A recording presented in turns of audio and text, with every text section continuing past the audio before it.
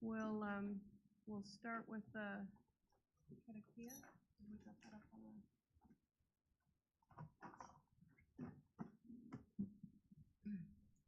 I'd like to. Nui tātou. This is for everybody, so join if you can to Wednesday. Whakataka te hau ki te kuru. Whakataka te hau ki te tonga. Kia mā kina kina ki uta. Kia mā taratara ki tai. He ake ana te akura. Ki tio, ki huka, He hauhu. Ti hei mauri. Welcome.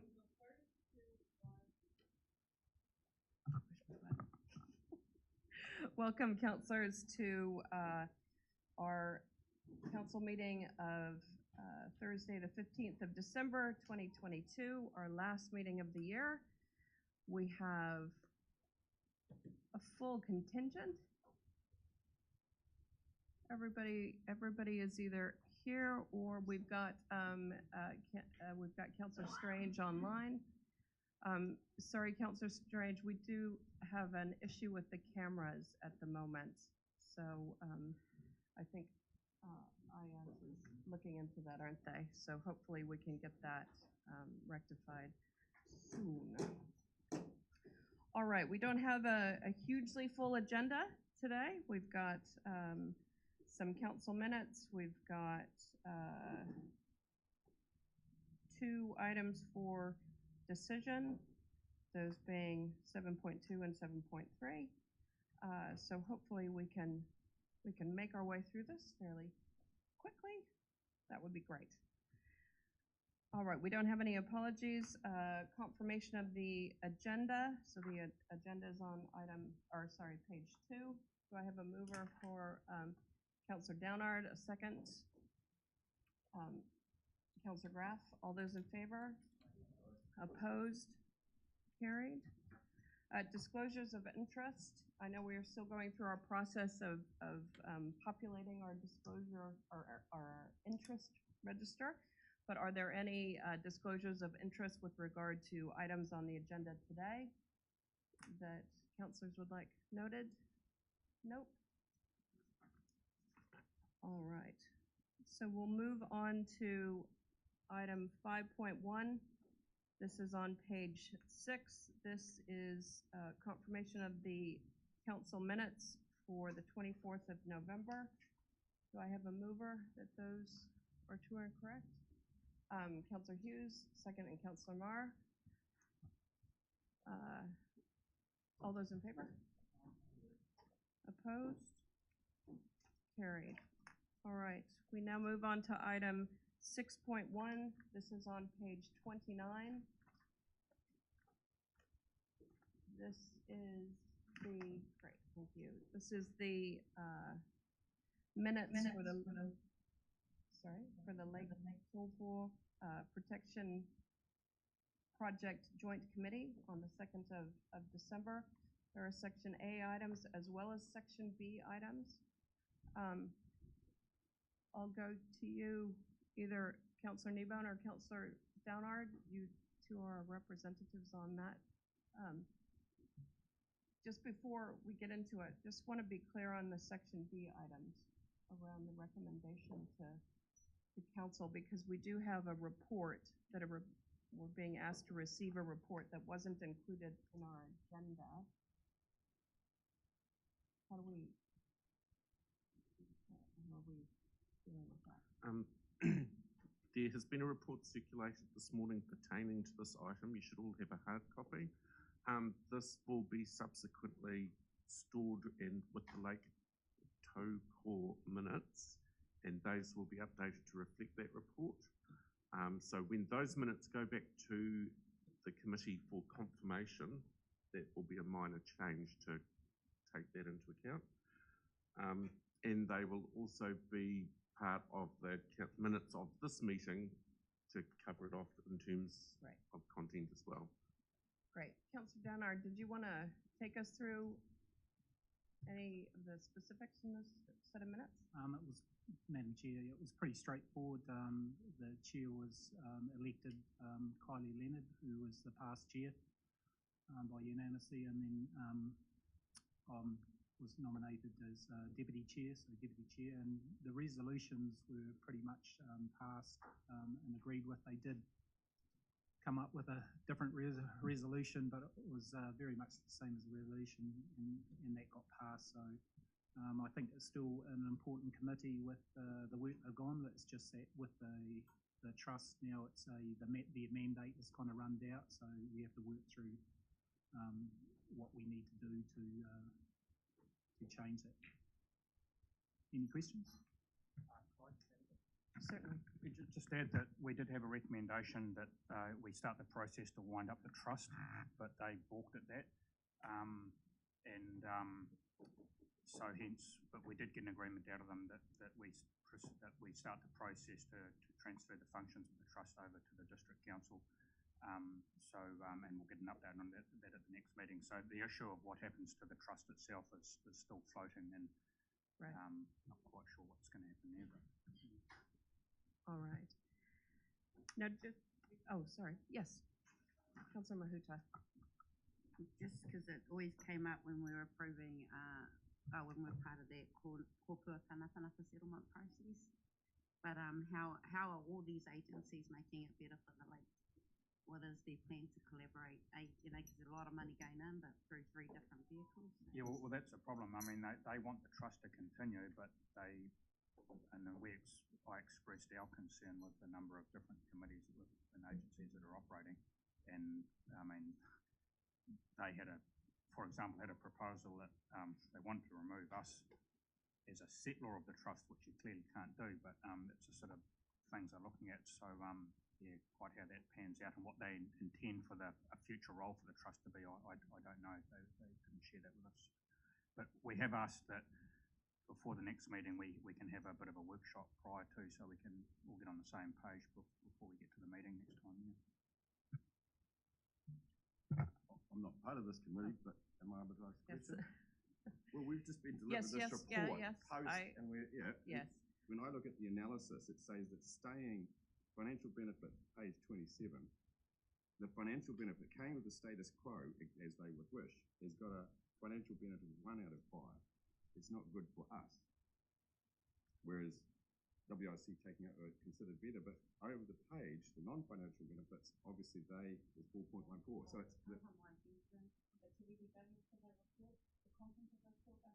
We're just receiving the report.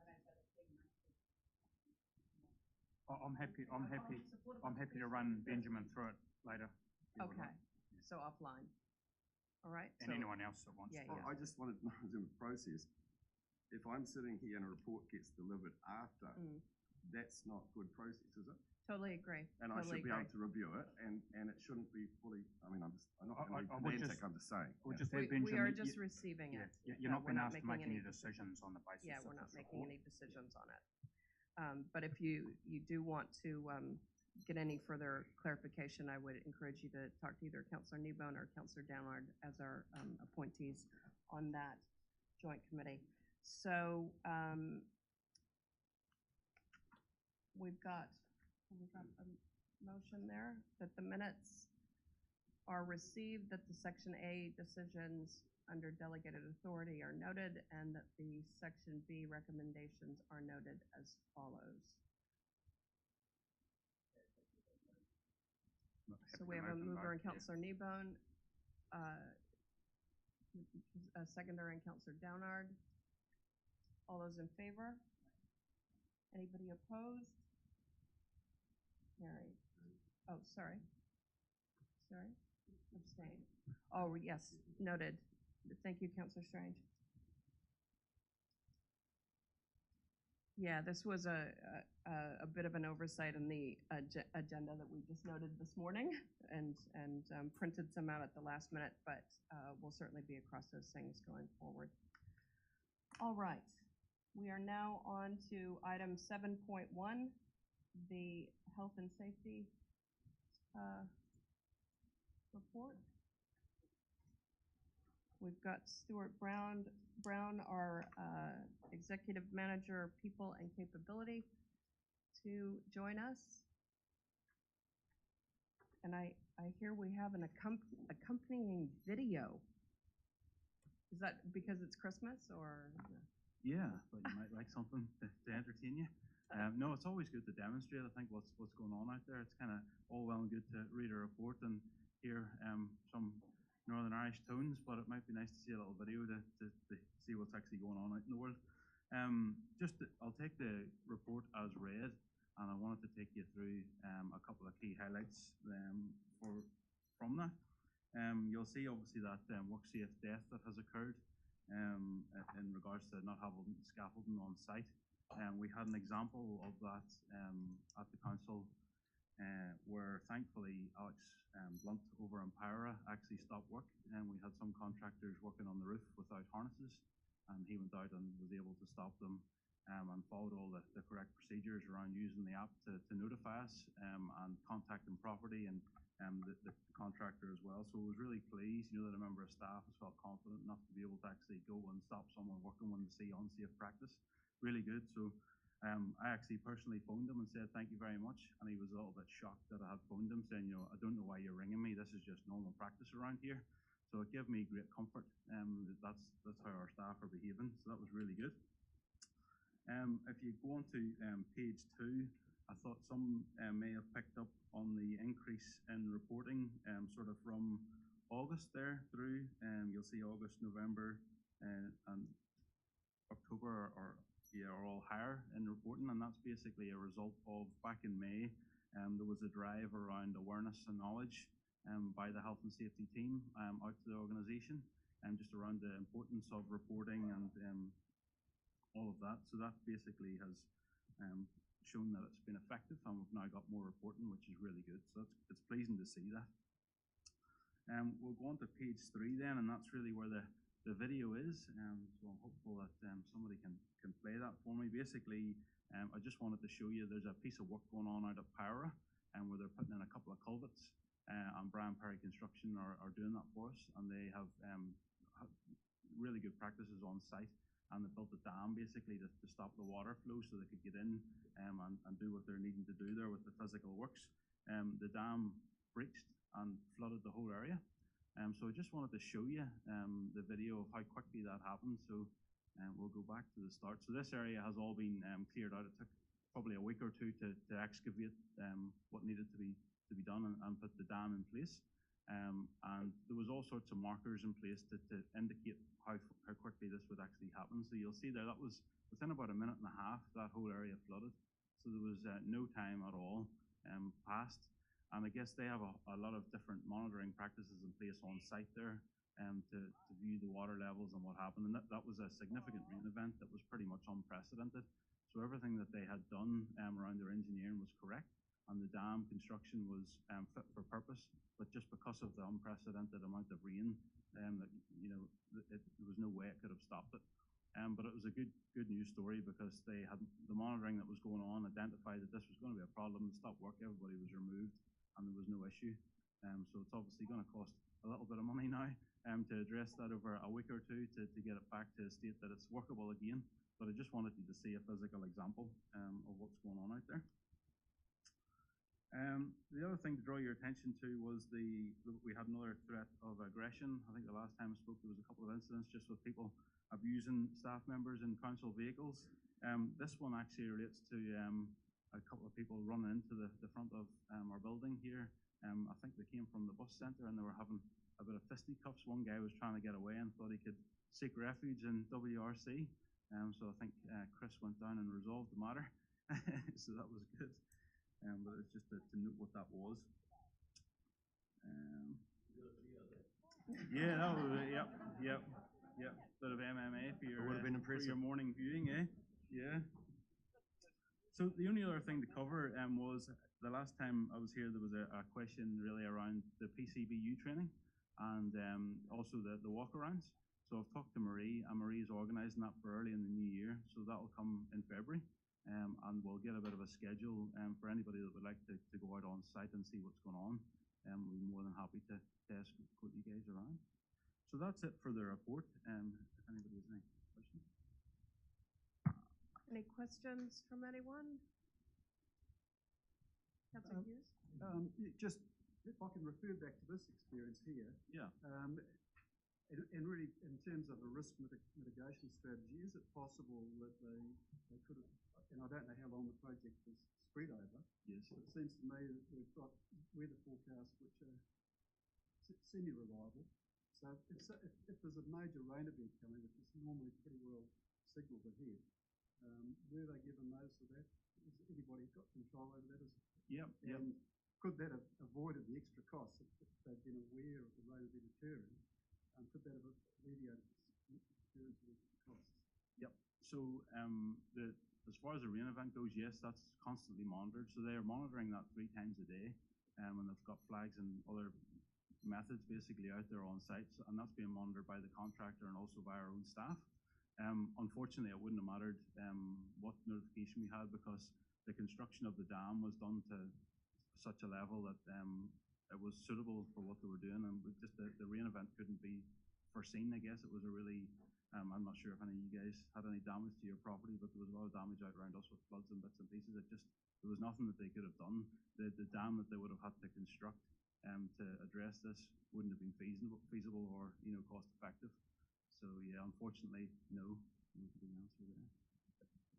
It's a really good question, and I think that the point that the confidence we probably wanted to share from this event was actually the monitoring that was taking place on site identified with what was happening that it could be a risk, and they'd removed all the people and plant that was at danger beforehand, and it did breach it eventually. But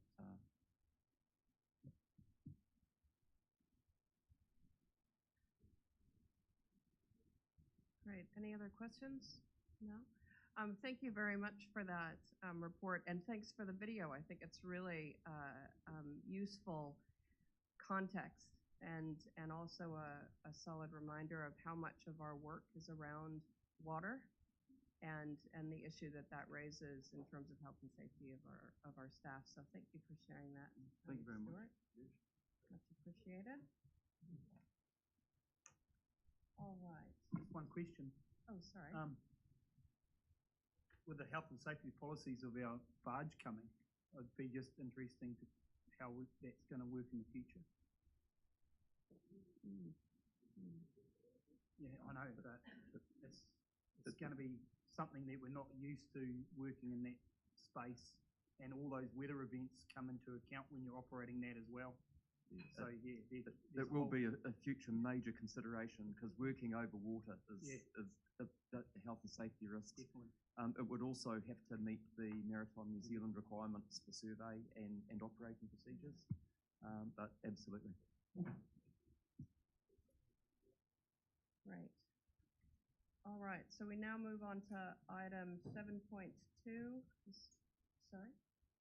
Oh, sorry, we didn't move. Do I have a mover for receiving the health and safety report? Councillor Cookson, seconded by Councillor Mahuta. All those in favor? Opposed? Carried. All right, now moving on to item 7.2. This is on page 44, recognition for persons of additional responsibility. Molly, did you want to introduce this? Tēnā koe, Madam Chair, Councillors, tēnā koutou. The purpose of this item is to highlight that Council is required to decide on its positions of additional responsibility, and also the remuneration that goes along with those positions, and set a base remuneration for the councillors without additional responsibilities. I'll take the report as read and just highlight a couple of things. It is the Remuneration Authority that sets the rem for all elected members across the motu.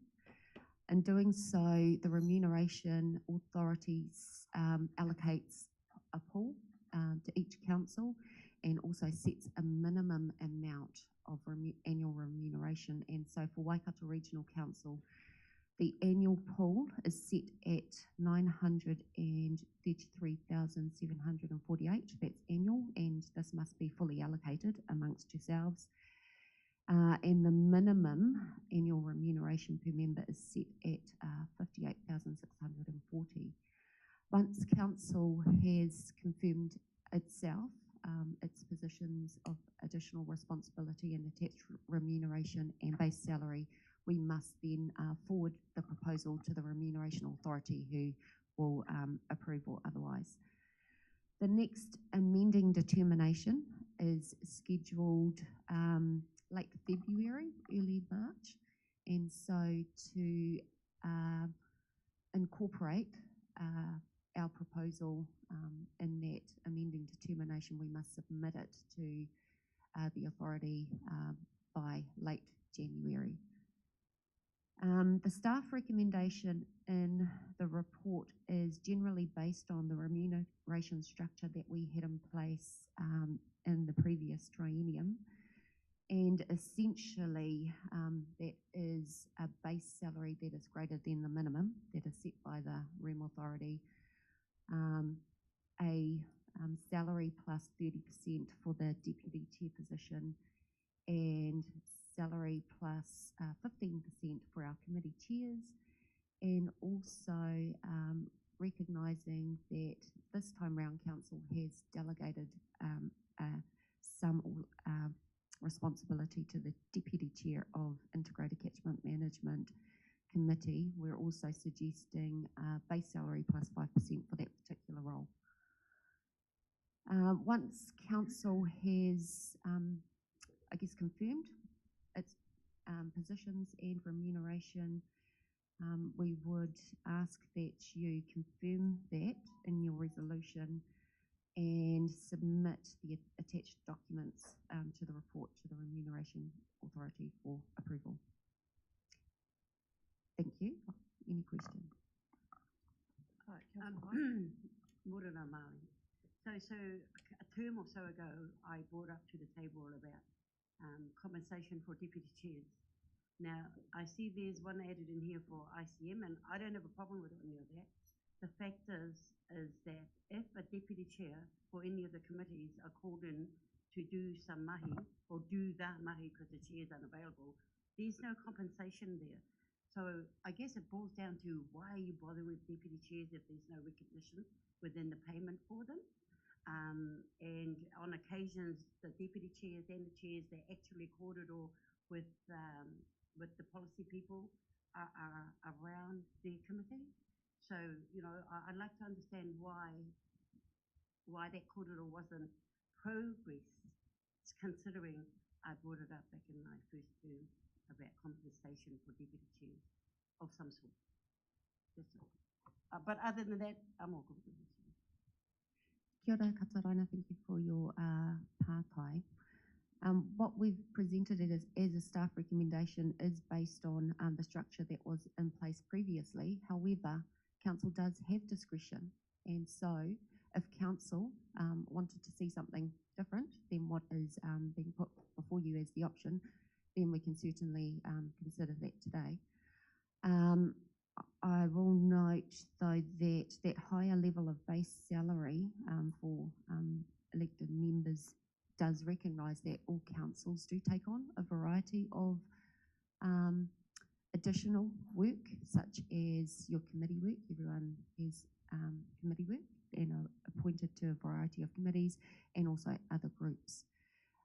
But if you would like to see something different to what's proposed, then we'll need to work through that. We'll have to change the roles that are in the attachments, and we can do that today if council would like to see that on the screen. Yeah, I don't know, Chair. It's not about us stepping up at all or anything. It's about the fact that there's no recognition in any of this remuneration for deputy chairs, because you don't know when the deputy chair may get called in to do anything. Nobody knows that until the meeting happens. So that deputy chair might have to step up, but there's no compensation for them doing that. So I guess the question around all of this is, why bother with a deputy chair if all they're going to do is be a committee member and hopefully get stepped up? I'm not expecting it to happen. I just, 2 terms ago I brought that up. Obviously it hasn't filtered down in the next year, so maybe next term might come into play. Thanks. So this is looking at an increase compared to the previous triennium in remuneration?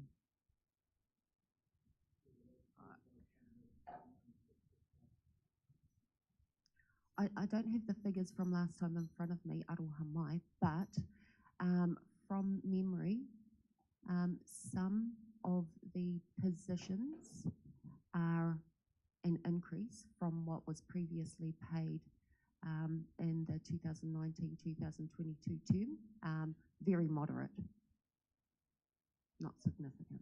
Okay, thanks. Councillor Newburn. Just want a couple of things. Firstly, clarification on what Catherine is asking.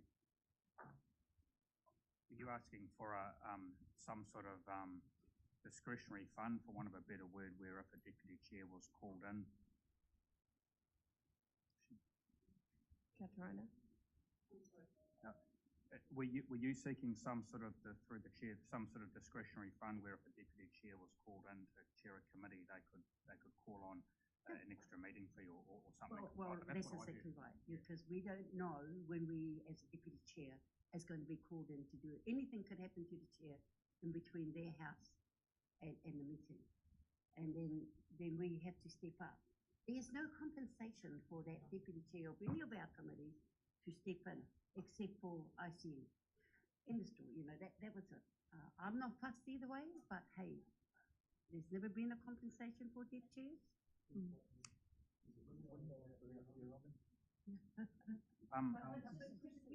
Look, Sorry, look, Ben, can I get you to turn yours off so that Katarina can finish her korero? I think it's, look, it makes logical sense. I guess one of the questions to you, Marley, would be,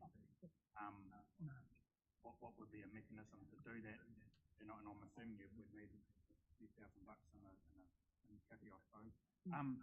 Next question was,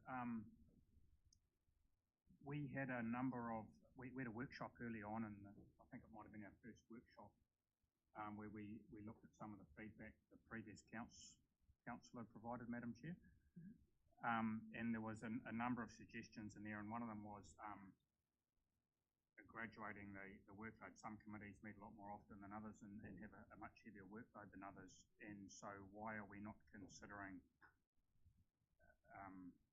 chair salary, chair percentage addition proportional to those different committees? I appreciate it's not an exact science, but that's one question.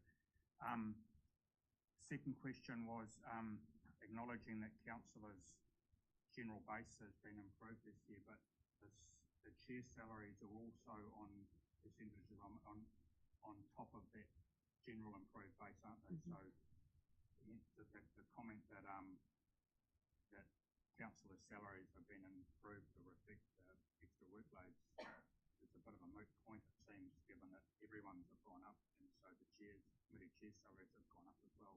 Correct? Am I correct on that one? Yes, the base salary has increased this time round, as has the chair people's role. And that is partly influenced by the fact that we have less chair people, and so there is more remuneration in the pool available for disbursement amongst the members. And my last question is ICM. My understanding of the terms of reference is that the ICM, and I'm pushing this question to you, Madam Chair, as well, that the ICM deputy role effectively has exactly the same responsibilities as last term's co-chair in terms of the southern catchments. I guess the difference between last term and this term with the two positions is that it was a co-chair arrangement, and so both individuals within those positions had the responsibility of chairing meetings and those leadership responsibilities, whereas under the current terms of reference for the committee, the additional responsibility taken on by the deputy doesn't include chairing meetings. Oh, I see. So there is a difference. That's the only difference. Yes. Yeah. Just going back to your other partai off the back of Councillor Hodges' question about remuneration for the deputy chair people,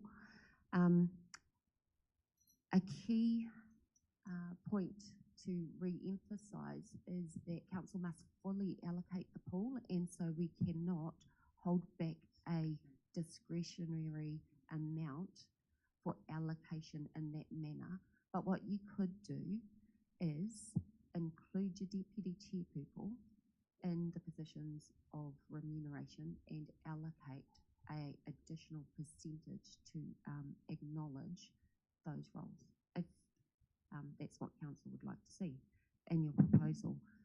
What we would have to do today is think on our feet, get the information about how many, who the deputy chairs are, because we have to name them, plug in an agreeable amount of additional remuneration for those positions. It would then change all the other numbers, but we can certainly go through that exercise today if council wants to see that.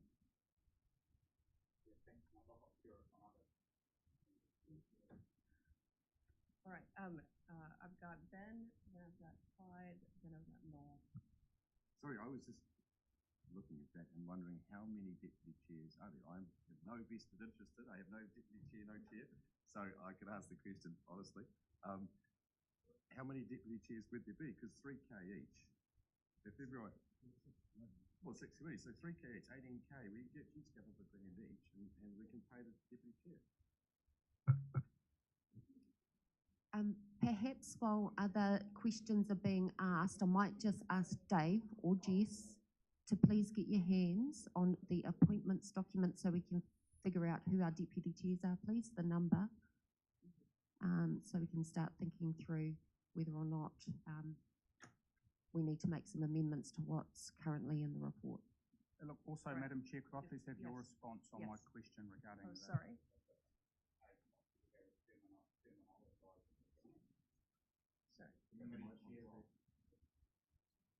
Sorry, what was the question?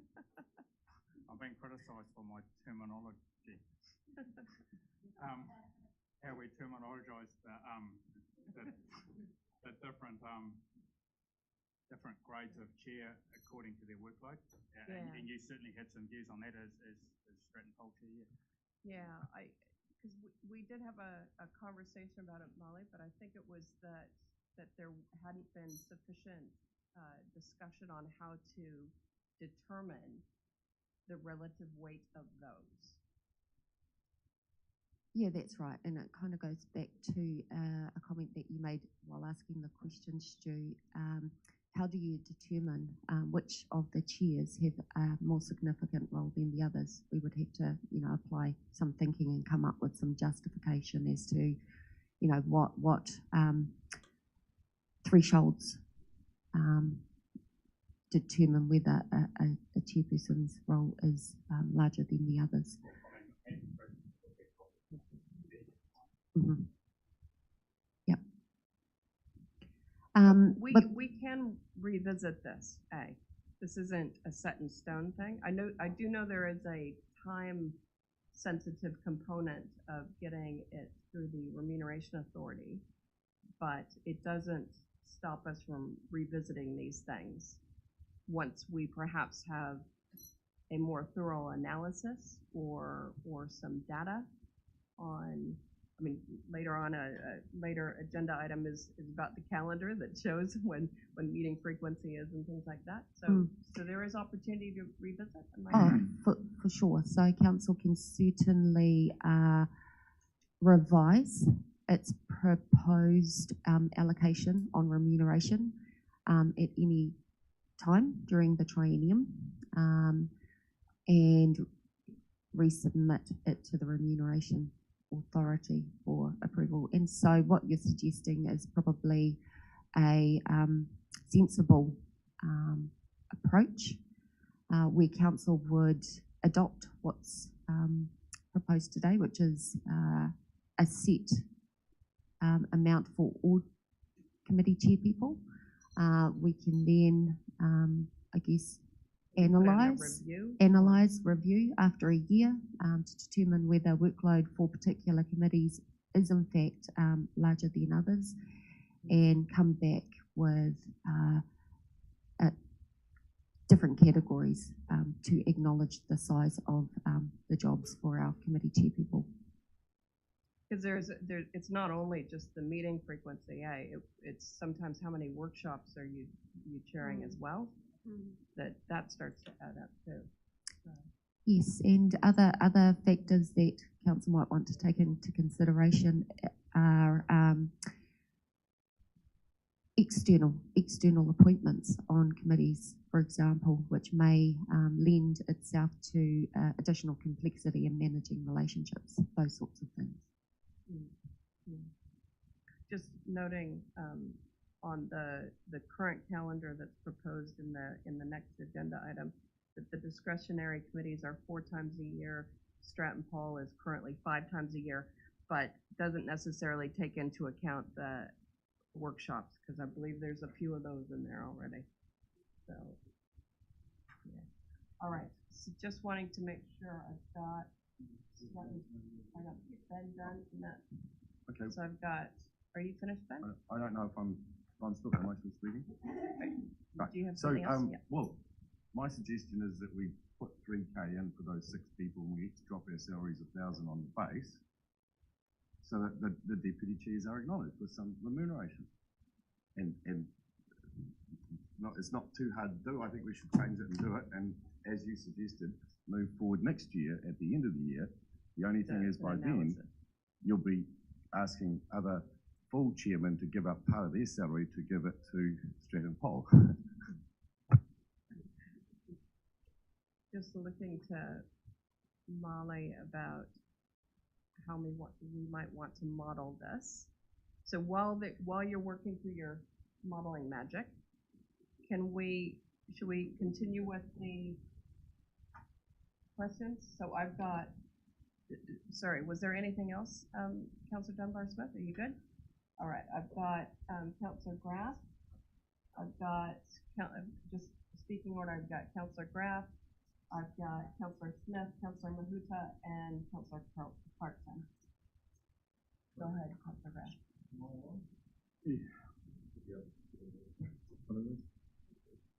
Okay, I'm away. Look, I just need to be clear, Marley, that this is not being a recommendation to the Remuneration Committee suggesting we have an increase in salaries. I want to be clear on that, because I'm not supporting an increase in salaries while we're in for a tough time in the next 3 years, and we're going to be trimming other people's budgets, etc. So I just need to be clear for that, because I'm not going to support this overall motion if that's the case. Now, it might. Sure. It's a happy to finite answer that. pool, so. It is Yes, a I understand pool. that. So it's the same as the previous term. We're not recommending. Yep. It won't result in an increase of No. budget. No, but because of the chair positions, etc., a bit less, that it gets spread. It does.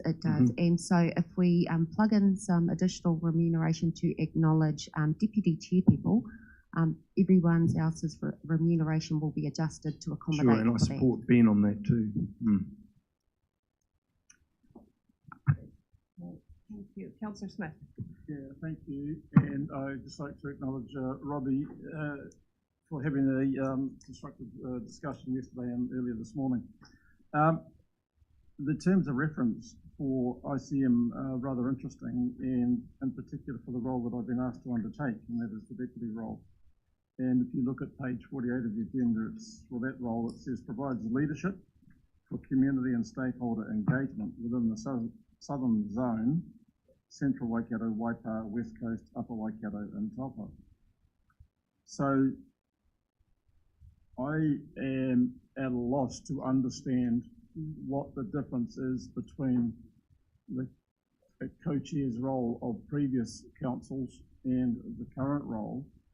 And I thank Robbie for his openness in suggesting that we look at putting in place what's there in front of us, and in a few months' time reviewing it once we've met with the community and established what sort of committees and groupings of stakeholders we end up with. My concern is that, and whilst Marley and others have alluded to the situation where the remuneration can be reviewed at any time, my concern is that any change would see others been asked to give up money, as is the case with the deputy chair role here. And once again, we haven't had as a group an opportunity to workshop this and bring all these comments out previously. So my concern, probably, I don't fully understand what I'm being asked to do. That's different from, and I've talked to 4 of the previous 5 regional council chairs to get their understanding of a number of issues with the regional council and previous holders of the co-chair roles. And without any deviation, all have suggested to me that the co-chair role is the one that should apply. But of course, it's over to this particular council to make that determination. So Robbie and I think have got an understanding where we both share the same space in what we wish to achieve on behalf of the landowners and the stakeholders in this area. But I seem, when I look at what the chairs above the position are actually being asked to do, we all know that the integrated catchment area is a huge part of this business and what's planned ahead for engagement with the community, and then Robbie will be busy in the north with the different groups and I will be busy in the south. I would ask you, Madam Chair, unfortunately you haven't been available when I've asked for meetings, so I'd like to understand what your expectation of me in this role is that is different from previous situations, previous council trienniums, that goes from co-chair to appearing to have the same responsibilities. And look, I'd be happy to have the co-chair role with no extra money. It's not about money for me, it's about the manner of the role and the ability for those stakeholders to feel that they are talking to someone who doesn't have to then go to another person to get something on the agenda. And I think Robbie would be open to that, but it's just adding another step to an already busy process that I don't think is necessary.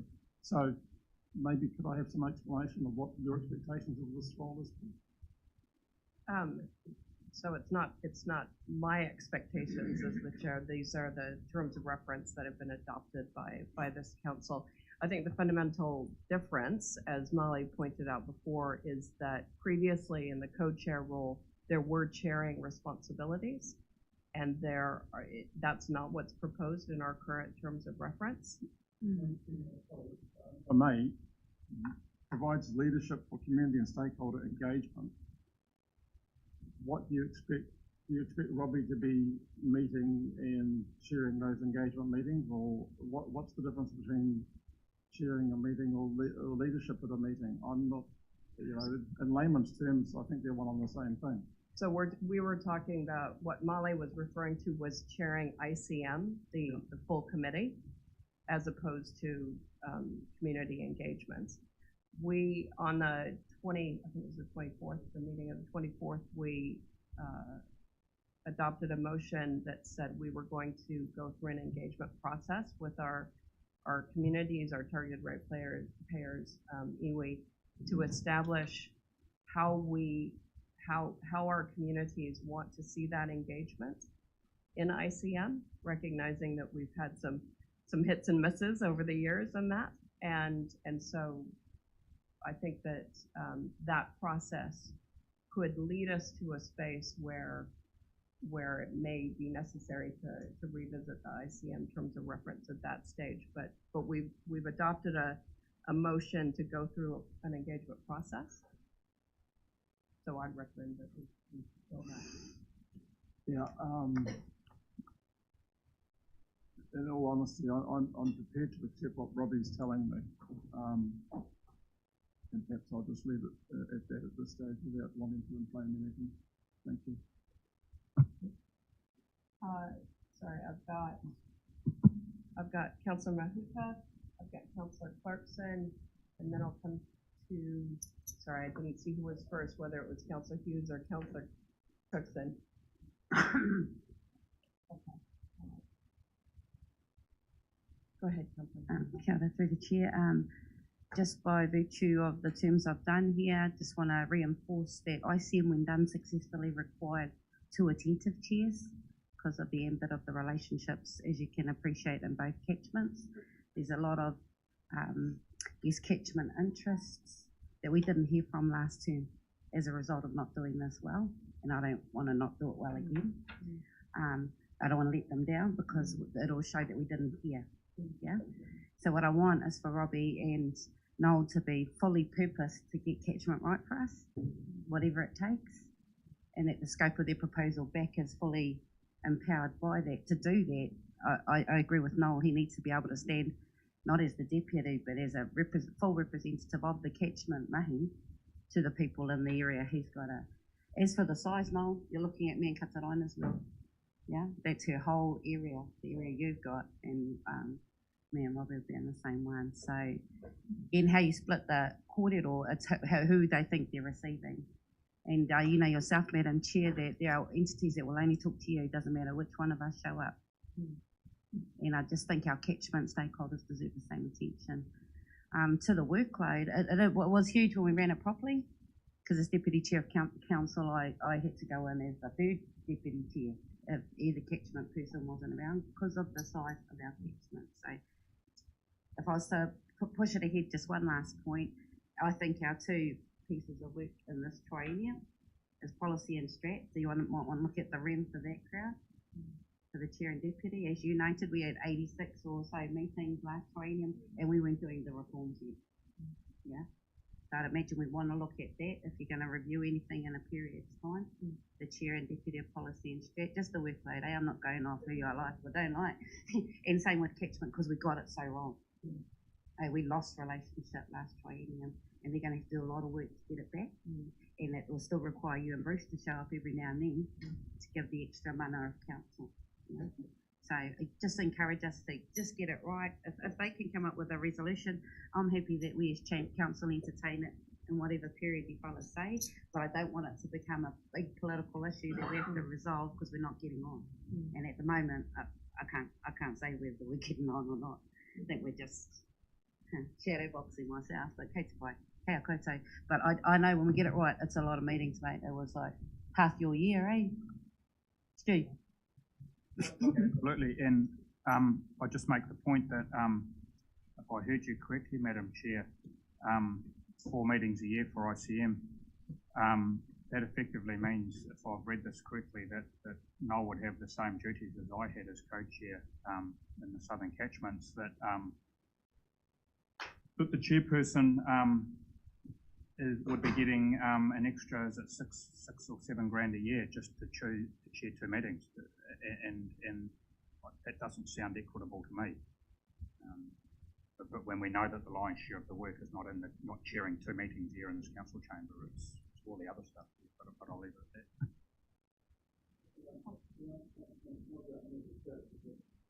It's not about me, Madam Chair, it's about the position. Councillor Clarkson. Thank you, Madam Chair. I just wanted to reflect on the comments I'd heard from Councillor Dunbar-Smith and Councillor Hodge, and ask through you of Marley.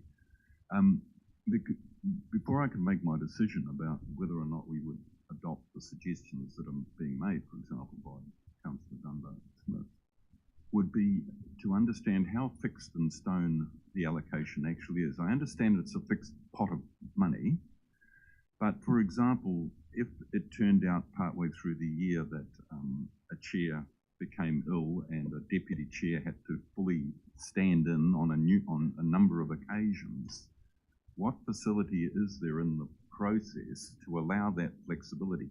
That will help inform my position on this matter. Could you tell me that? It's a really good question, Councillor Clarkson. If a person in a position is taken ill or taken leave for a period of time and a deputy needs to act in that role for a period, then that person takes on remuneration of that role. So very good question. There is flexibility. Yes.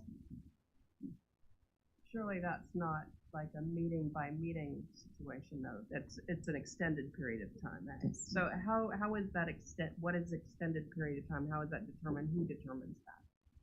I haven't got the information at my fingertips, and so I can't give you clarity about what, I guess, point of, or period is triggers the next position, the deputy, to take on remuneration, but we can certainly get that clarity from the Remuneration Authority for you.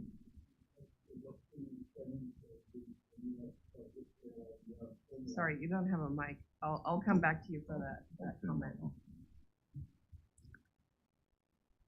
Are you finished? Okay. We'll go to Councillor Hughes, Councillor Crookston, and then I'll come back to you, Councillor Smith, and then Councillor Hall. Give me Thank you, Madam Chair. Just by way of explanation, picking up on Noel's point about the role that's being expected, I've got nothing to do with the Catchment Committee, but I was fortunate to be involved in a meeting that Noel was at Tikawata probably a month or so ago, and to me that was an example of the leadership which was being brought to the group. Noel, it wasn't an official meeting, but you had respect there, obviously, and I saw that as being an example, if you like, of what is being described in here as leadership for for that particular group of people. And to me, it's actually quite a good description of how you behaved and talked and communicated with the people. So, don't know whether it helps, but that's how I saw it. All right, Councillor Smith. Yeah, just on the point that Councillor Clarkson raised, 2 or 3 trienniums ago, the Remuneration Authority put out a formula to recognise where there was absence of chairs and the like. So Marty's quite correct that there is something already in place with the Rem Authority, so it wouldn't be reinventing the wheel. All right, Councillor Hodge. So to be clear, I was not putting up a recommendation at all. I was asking a question because it was something that was brought up 2 terms ago. So I'm not in favour of saying, hey, let's do something for deputy chairs. Let's make myself clear. I wanted to understand why, after a conversation was brought to a table a term ago, was not picked up going forward. And is it ever going to be picked up? Because, who knows where I might be in the next term. But Marley, somewhere along the line, I guess what I'm asking is that these corridor that we are having a term ago gets picked up somewhere so that it doesn't keep coming back to the table. I'm just making myself clear. I was not planning to put up a recommendation that deputy chairs got paid. I was asking a question.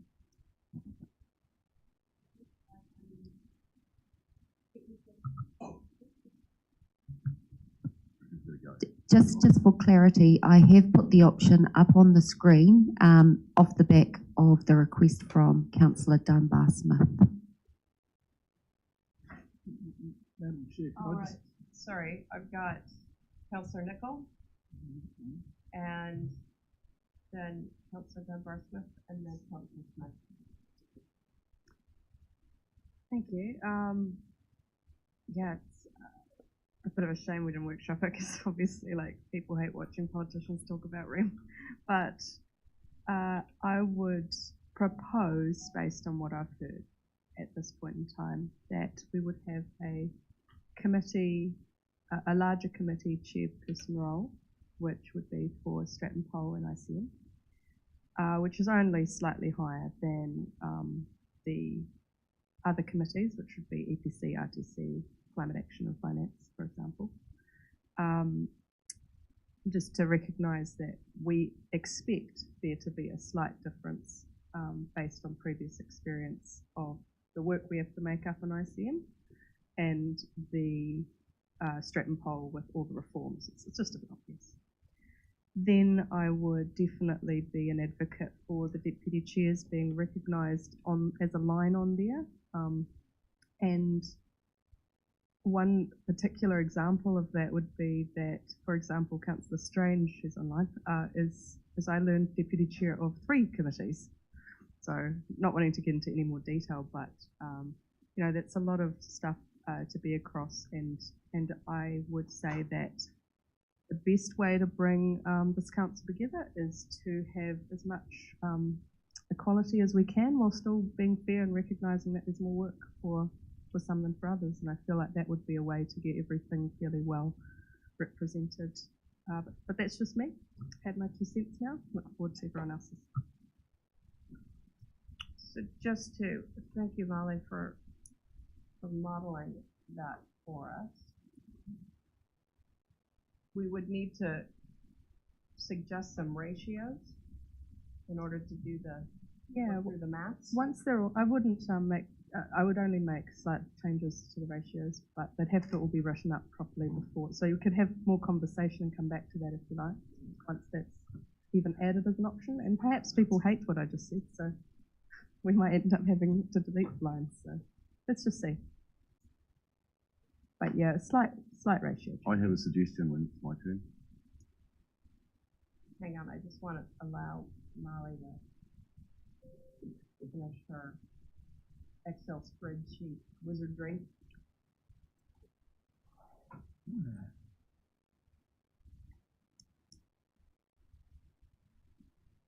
Yeah, you can only really comment on ratios once you've seen the numbers, because the ratio doesn't mean much. And then you can see whether it's 1,000 here or there or 2,000. Could I make a suggestion? I'm just going to let Molly finish her.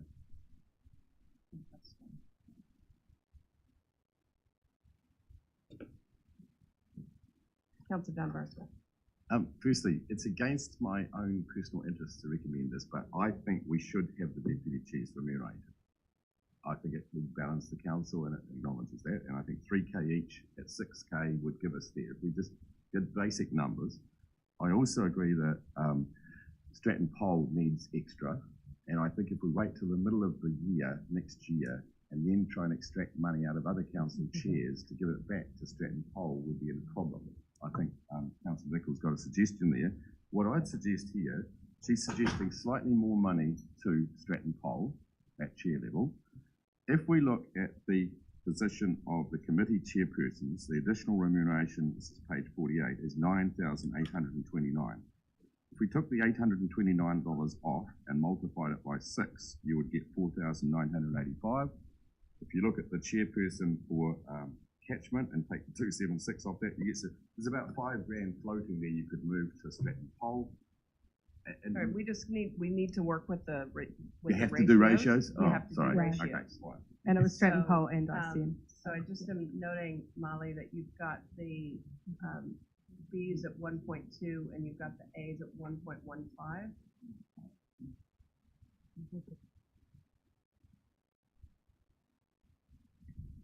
Madam Chair, can I just make a suggestion that we take a short break and rather than do this on the fly, just take some time.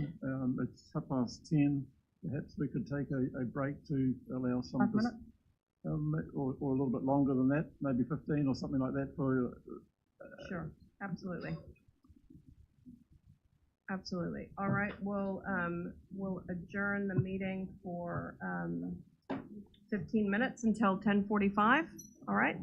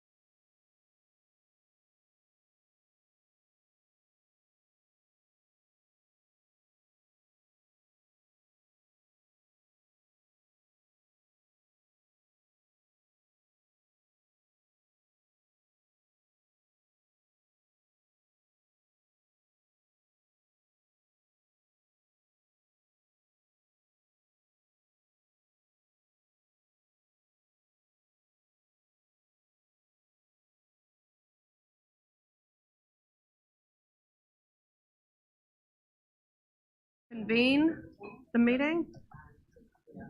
All right, I think during the break, everybody had a bit of a go on the spreadsheet. Everybody gathered around Molly, had a look over the shoulder, had a bit of talk.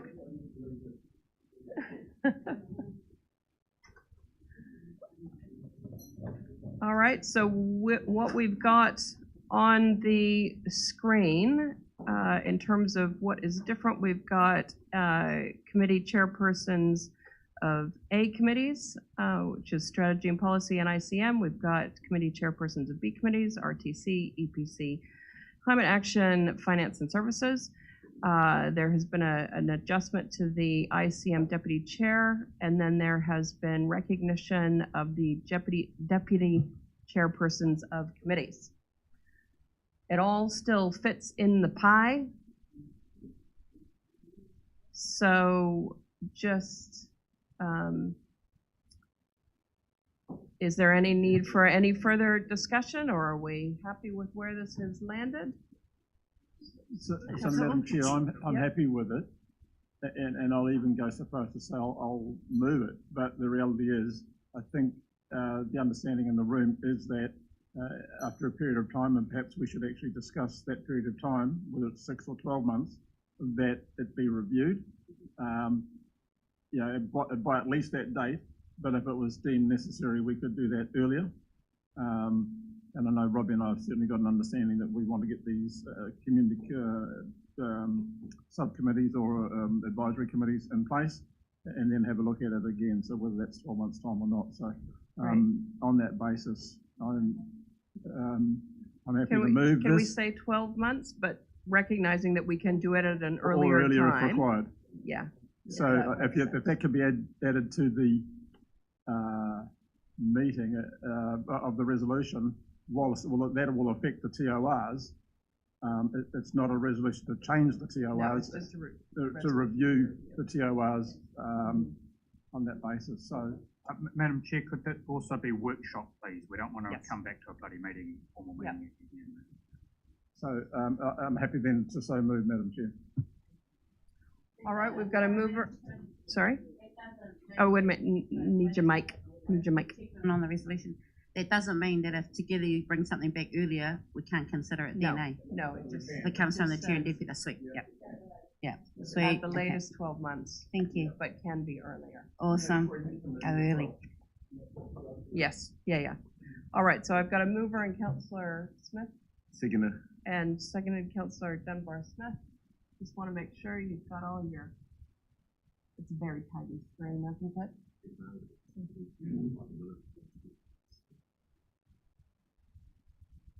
I'll just pop the resolutions on screen, and Marley, if you could just check that we've got the numbers right.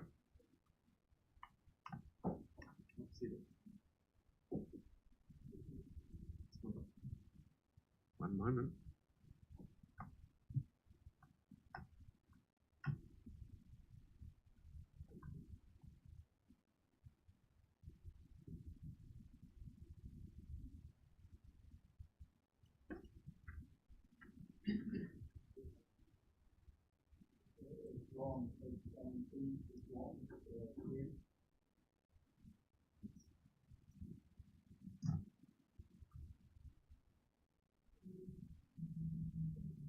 Microphone there, Molly.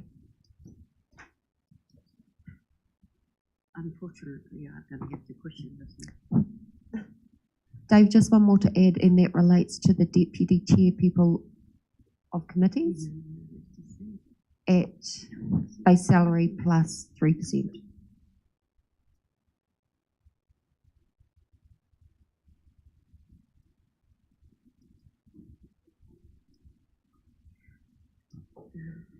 So can I just have a clarity?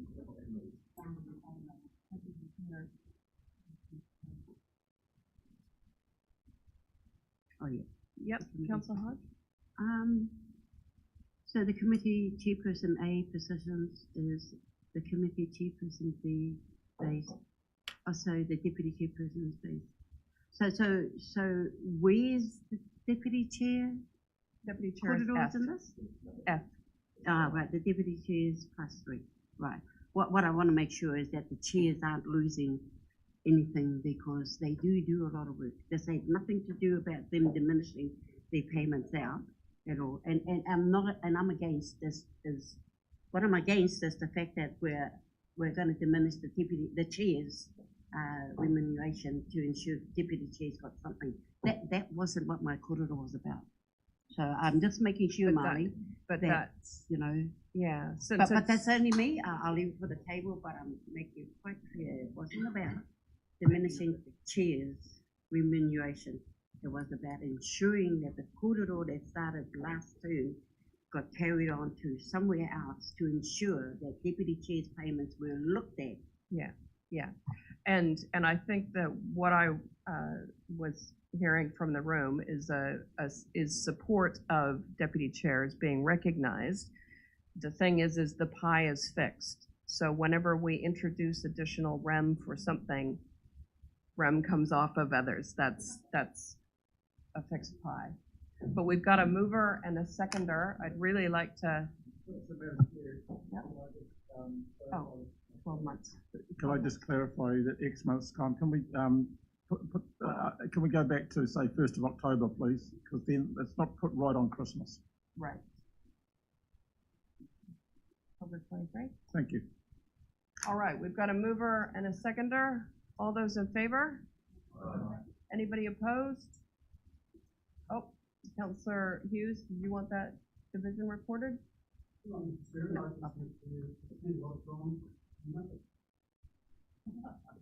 Does Councillor Hughes want to give up his salary? All right. So the motion is carried. All right. Let's move on now to item 7.3. This is on page 50. This is the meeting calendar for 2023.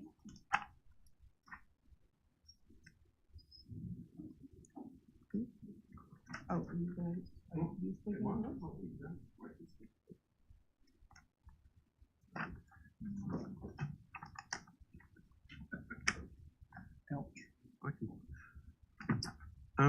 I'm happy for this report to be taken as read.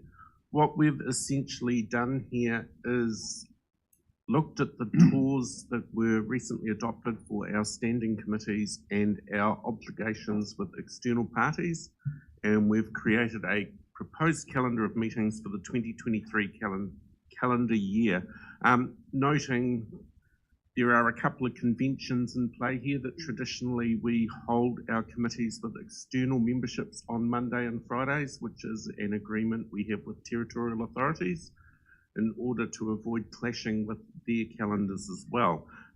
We've also, on the year calendar, we've included some space for workshops that are not all allocated as such and may or may not be required closer to the time.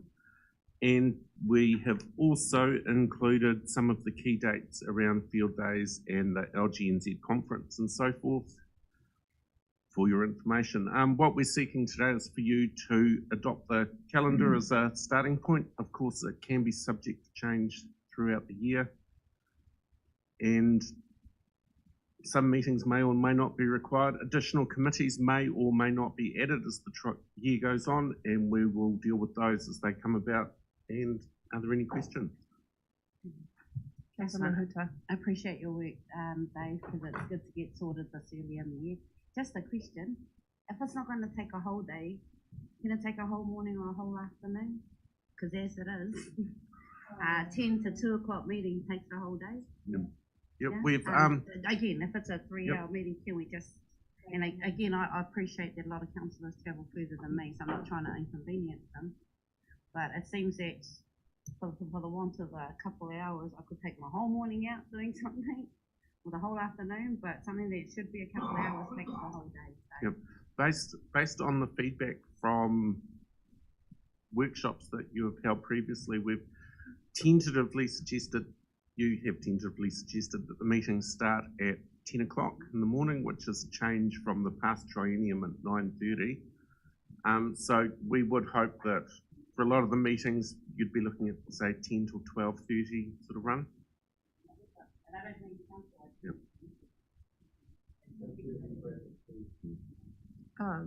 Councillor Downard? Thank you, Madam Chair. I have the furthest to go, and I think I've used my 14,000 Ks already.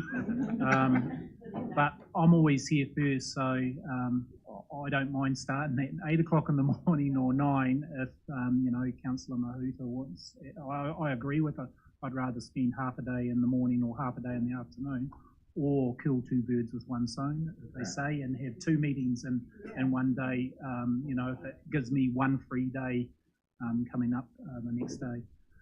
Just on why I travel so much and I don't stay the night, just to let the other councillors know, is that I cherish my time with my whānau, so that's why I travel back and forth, but I've also committed to do as many workshops to try and gather as much information, so that's the reason why.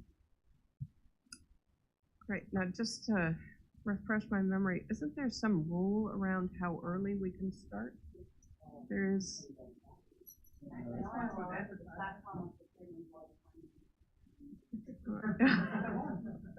I thought there was something about 9:30. Yeah. 9:30 is good. All right. Certain times of the year, one has to. Yep. Chris, what do that? Sorry, I've got Noel and then Stu. Okay. But the only comment I was going to make from observation in the past, where there's two committees in one day, it requires the chairperson of the first meeting to try and make sure that meetings run very efficiently, so that the second meetings can start and finish on time. Yeah.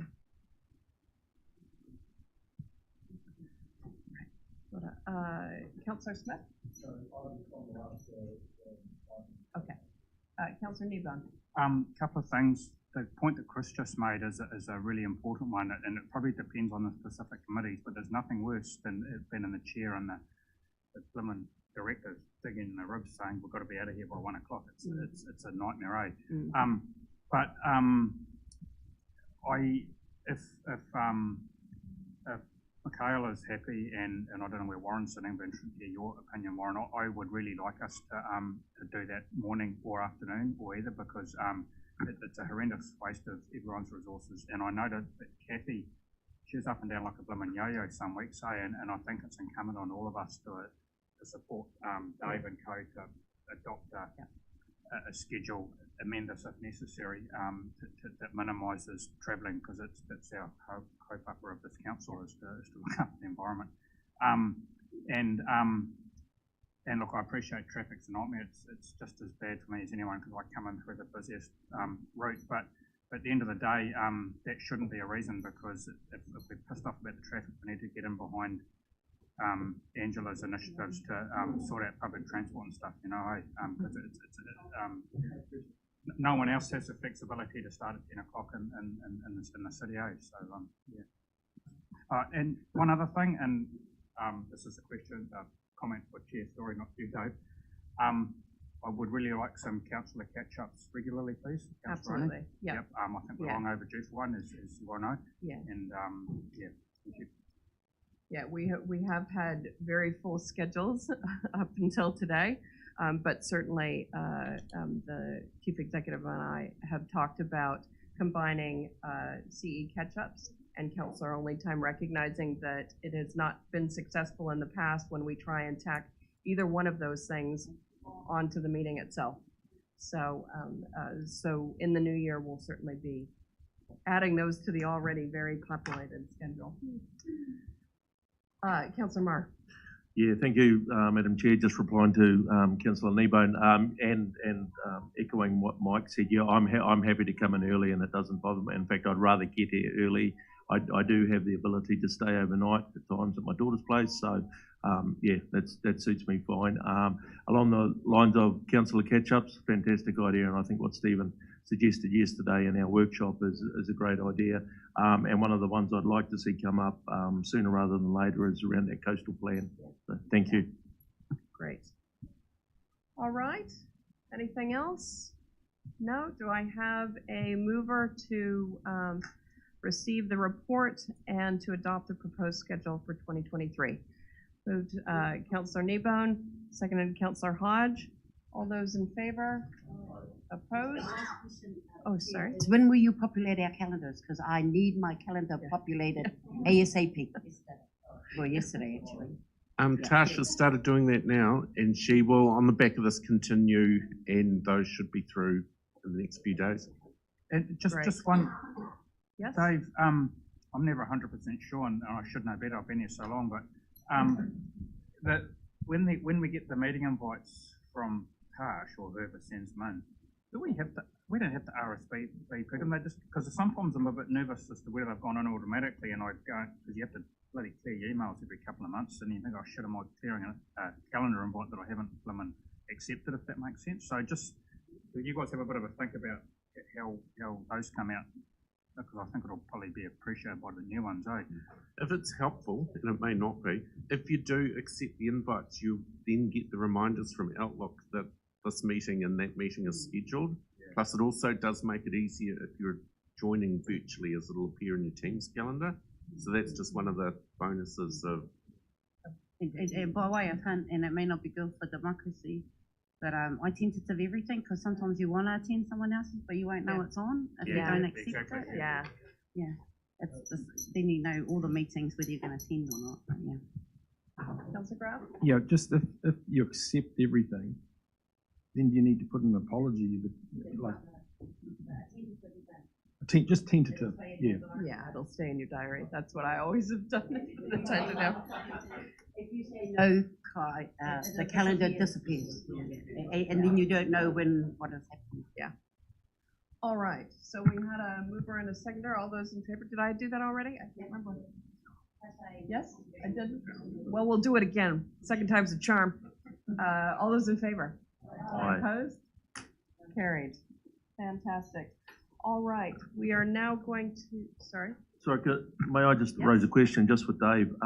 Dave, the email you sent through to me just on the council agenda, it's got an e-scribe and a web attachment, and when I hit an e-scribe, I can't get in, or I need a password or something. Is that something I need? Let's take that matter offline, eh? Okay, sure. Yeah. Thank you. All right, because we do need to move into public excluded. So thank you to our guest from Acre for listening to our exciting corridor this morning. We'll invite you back when the agenda is far more exciting. Thank you. All right, so I need a mover and a seconder to move into, Councillor Nichol moving, Councillor Hughes seconding, to move into public excluded for the stated reasons. All those in favor? Opposed? Carried. All right, so we'll just stop.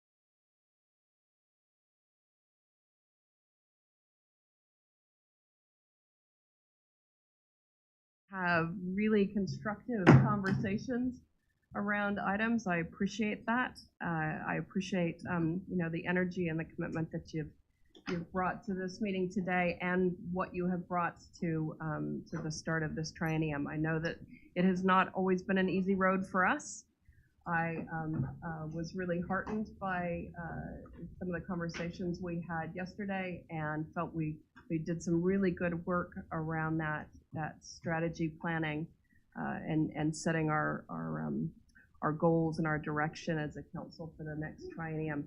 I hope that everybody gets to have a good quality rest over the holiday period. I know the feedback I've received both in the community, from other councils, from pretty much everybody I run into, is that 2022 has been a tiring year. And I think everybody needs to focus on looking after themselves over the next wee while. I hope that you have some great time with your friends and your whānau, and that's for counselors as well as all of our fantastic staff who have supported us as we've kicked into this new triennium. Really do want to acknowledge all of their hard work as well, and I hope that you guys enjoy your break and stay safe. All right? Yes? Oh, I would just like permission to read something of a karakia before we say it together. Sure. Yeah. So this is a poem that is very relevant for the last few days. It's from Hale Tūkoi, who might the pleasure of knowing. Rain. I can hear you making small holes in the silence, rain. If I were deaf, the pores of my skin would open up. And I should know you by the look of you if I were blind. There's something special smell of you when the sun takes the ground. The steady drum roll sound you make when the wind drops. But if I could not hear, smell, feel, or see you, you would still define me, disperse me, wash over me. And as we look out the window, it seems so fitting. Oh, well, I especially brought it. I did buy it. Bring it on purpose. Here's hoping the cofferdams hold. All right, so we'll close with the